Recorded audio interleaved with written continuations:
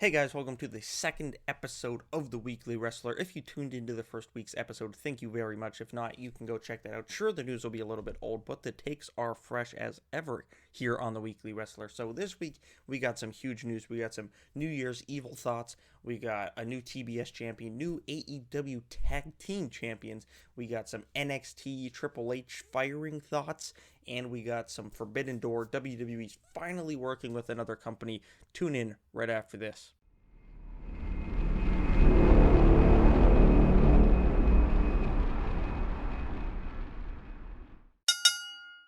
New Year's Evil. This has been a thing the last few years over at NXT, but this is the first one with the NXT 2.0 incarnation of the show.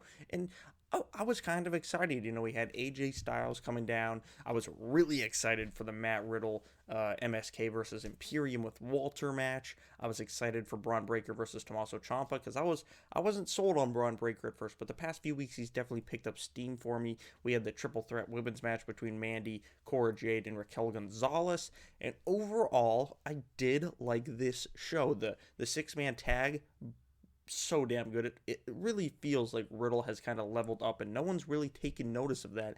MSK is good as ever. Fabian Eichner is just incredible. He keeps stealing the show in every single match he's in.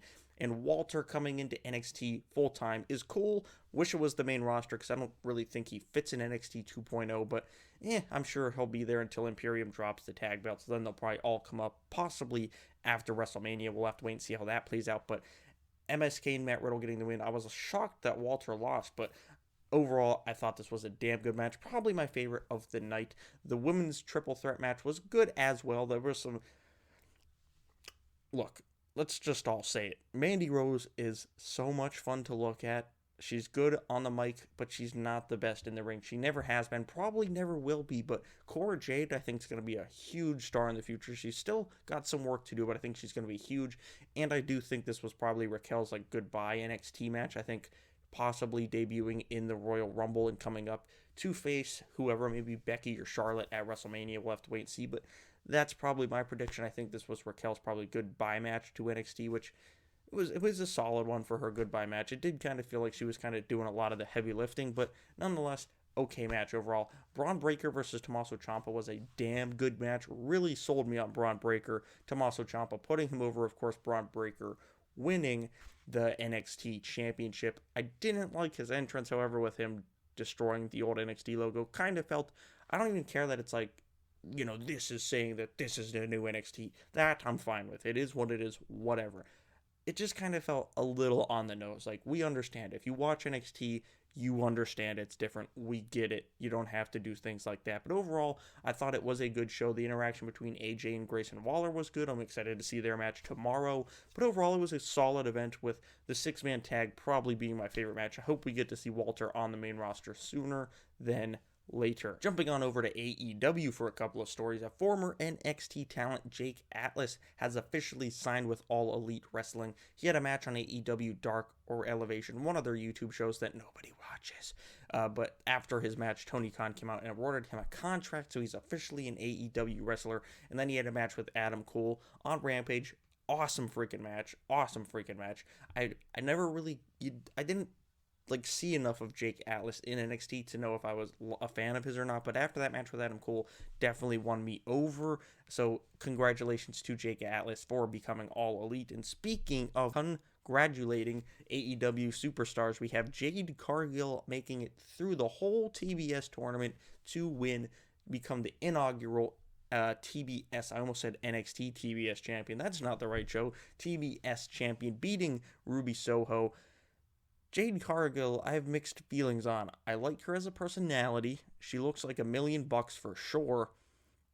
But I don't think her in-ring skills are quite there yet. I think her and Mark Sterling have a great thing, on the mic. But I don't think her in-ring skills really are up to snuff yet. Especially when she's facing off against Thunder Rosa and Ruby Soho. I think maybe you need to book her in some squash matches or matches with people I don't know, maybe Serena Deeb could help her out or something. I'm not sure. Just she doesn't look so good when it's against a Thunder Rosa or a Ruby Soho, who are no offense, but clearly much more advanced in the ring than her. But I'm glad she's the first TBS champion. I think she'll do a good job. I'm curious who she drops it to. Maybe an Anna Jay, a Tainara Conti. We'll have to wait and see. But I think she will have like a good 3-4 month run probably before she drops that title. Possibly at the, what's the next pay-per-view?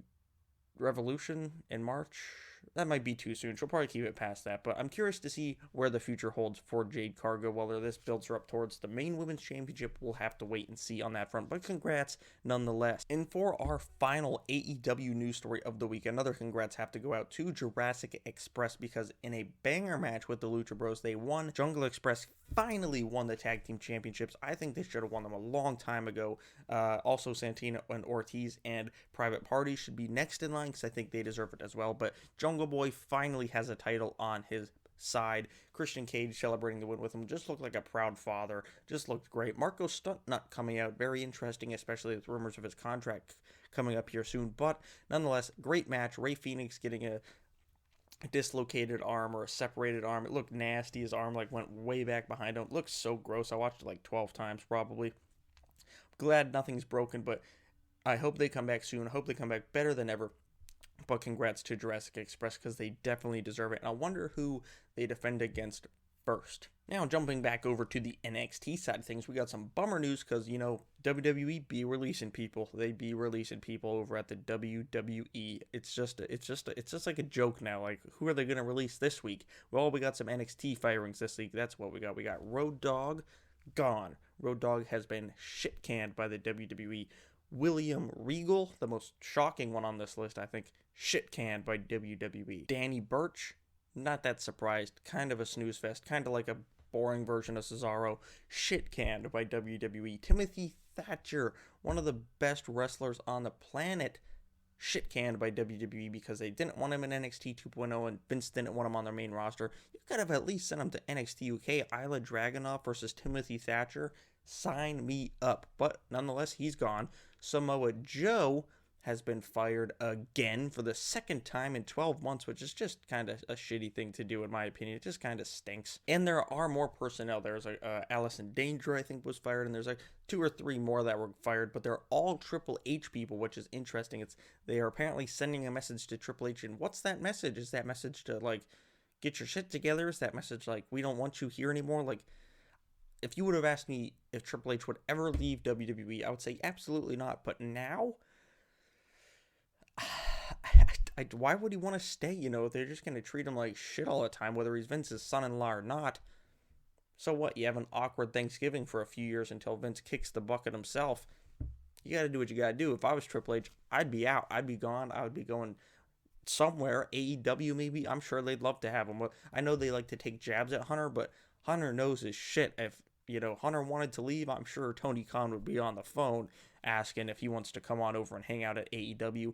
I'm not sure what's going on with this whole Triple H, you know, personal vendetta thing in WWE. I'm not sure where this is going to go, but I'm definitely going to keep talking about it because it sucks that all these people are getting fired, but it is fascinating. And Shawn Michaels is the only one that's kind of still there, which is very interesting. Very interesting. One last news story this week is that WWE has finally entered the Forbidden Door. Of course, AEW and Impact were working together. Now Ring of Honor and Impact are working together. New Japan kind of goes and does certain things. Now it's working with Noah. Well, now WWE has entered into a working relationship with Impact.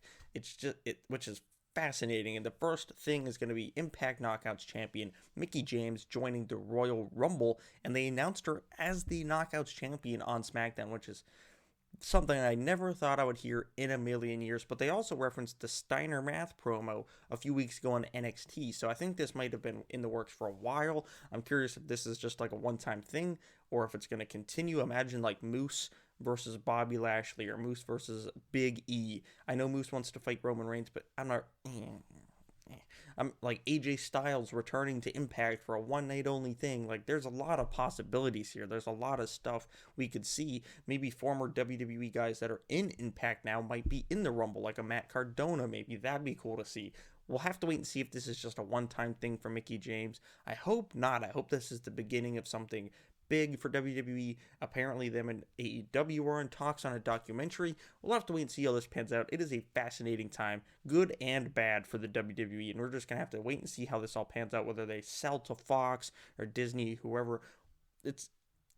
I think by the end of this year, WWE is going to look a lot different one way or another than it does right now. And I'm fascinated to see where this year takes us in the world of wrestling. And I'm going to cover it all right here on the Weekly Wrestler. Let me know what you guys thought of this week's news stories down below. Do you think WWE could work with a New Japan, could work with an AEW, kind of like they're working with Impact right now? Let me know what you think down in the comments below. Let's also talk about New Year's Evil. Ooh, and Battle of the Belts. I haven't had a chance to watch it yet, actually, so let me know what you thought of that event down below as well. Thank you all for watching. I'll see you guys right here next Monday on the Weekly Wrestler.